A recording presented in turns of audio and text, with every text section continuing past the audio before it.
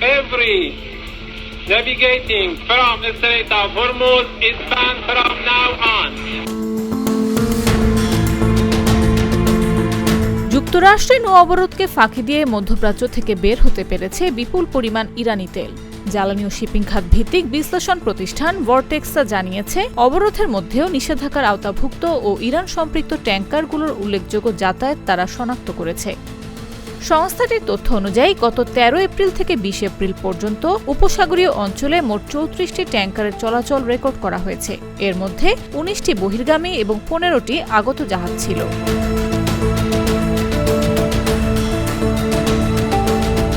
এর মধ্যে অন্তত ৬টি বহির্গামী জাহাজে নিশ্চিতভাবে ইরানি অপরিশোধিত তেল বোঝাই ছিল, যার পরিমাণ প্রায় ১,৭,০০,০০০ ব্যারেল।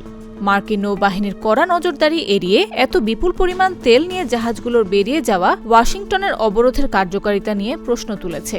তবে এই তেলের সবটুকু শেষ পর্যন্ত আন্তর্জাতিক বাজারে পৌঁছাতে পেরেছে কিনা তা এখনও নিশ্চিত হওয়া যায়নি।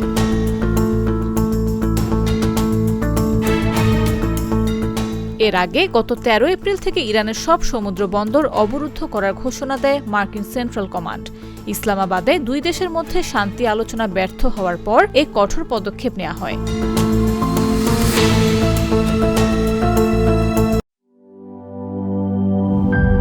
ইউরোপ, এশিয়া, আমেরিকা যেখানে যাই, বিশ্বের ১৪৫টি দেশে আজ ফ্রুটো পাই।